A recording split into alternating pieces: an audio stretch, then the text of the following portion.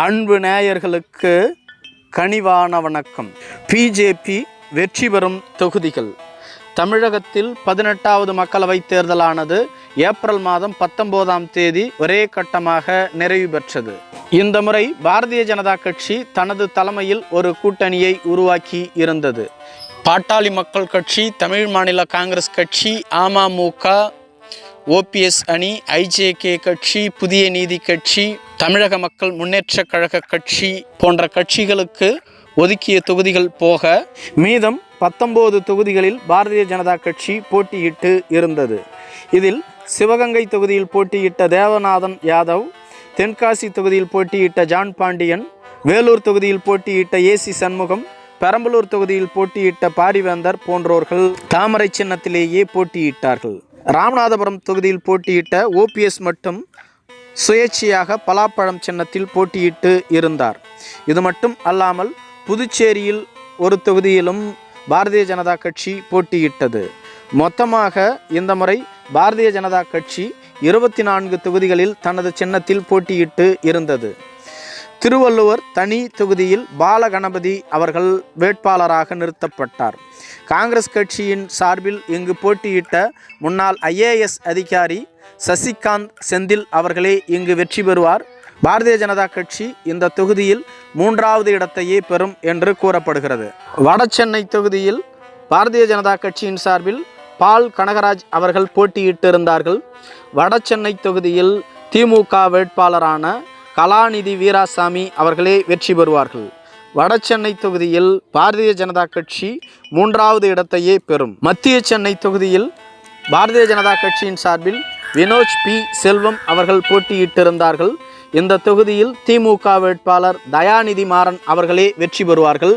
பாரதிய ஜனதா கட்சி இந்த தொகுதியில் 2வது இடத்திற்கு போட்டியிடும் என்று கூறப்படுகிறது. தென்சென்னை நாடாளுமன்ற தொகுதி.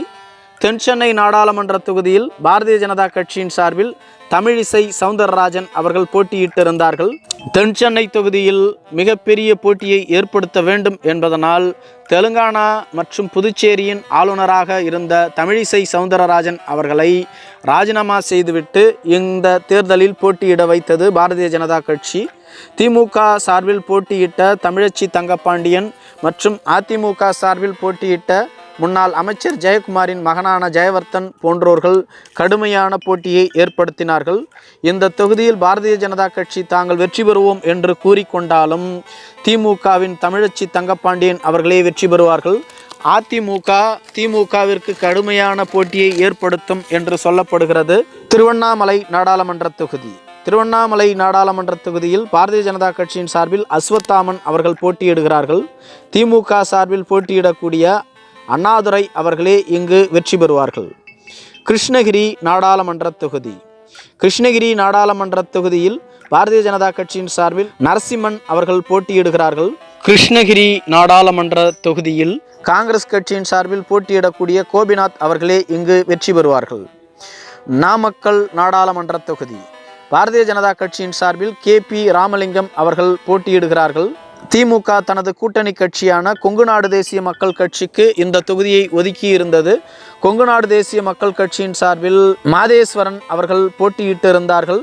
அதிமுகவின் சார்பில் தமிழ்மணி அவர்கள் போட்டியிட்டிருந்தார்கள். இங்கு அதிமுகவிற்கும் கொங்குநாடு தேசிய மக்கள் கட்சிக்கும் கடுமையான போட்டி என்று கூறப்படுகிறது.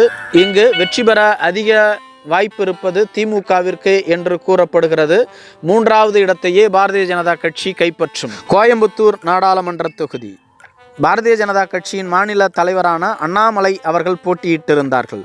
தான் தேர்தலிலேயே போட்டியிட மாட்டேன் என்று கூறி வந்த அண்ணாமலையை கோயம்புத்தூர் தொகுதியில் நிறுத்தியது பாரதிய ஜனதா கட்சி.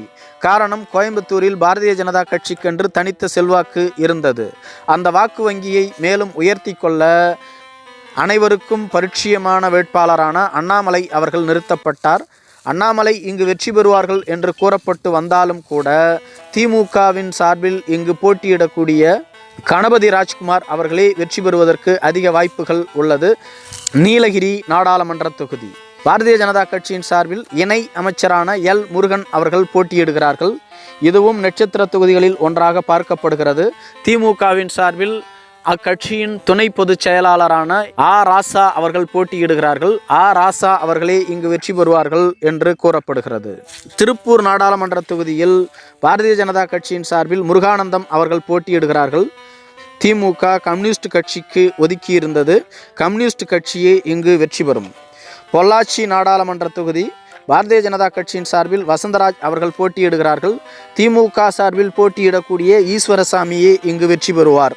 கரூர் நாடாளுமன்ற தொகுதி கரூர் நாடாளுமன்ற தொகுதியில் பாரதிய ஜனதா கட்சியின் சார்பில் செந்தில்நாதன் அவர்கள் போட்டியிடுகிறார்கள்.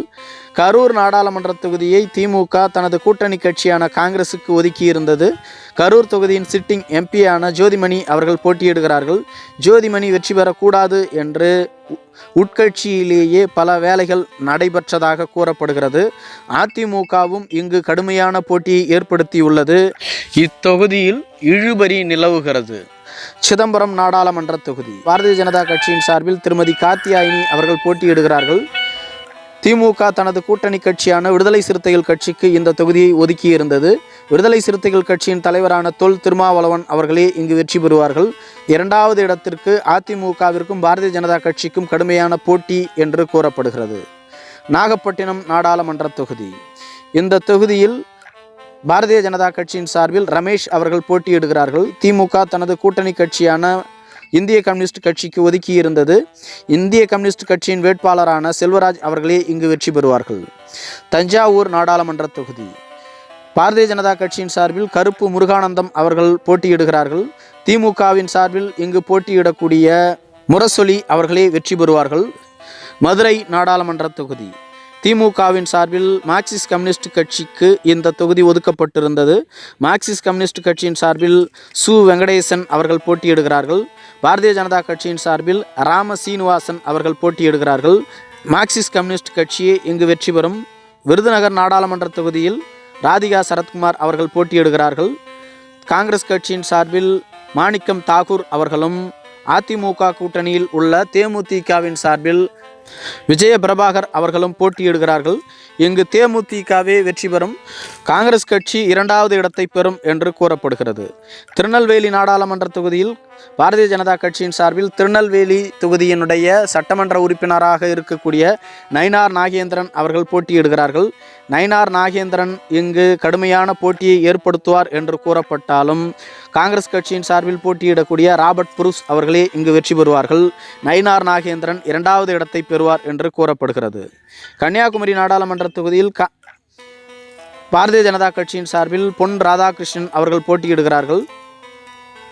காங்கிரஸ் கட்சியின் சார்பில் சிட்டிங் எம்பியான விஜய் வசந்த் அவர்களே போட்டியிடுகிறார்கள். அதிமுகவில் பசிலியான் நசரேத் அவர்கள் போட்டியிடுகிறார்கள். காங்கிரஸ் கட்சியே இங்கு வெற்றி பெறும்.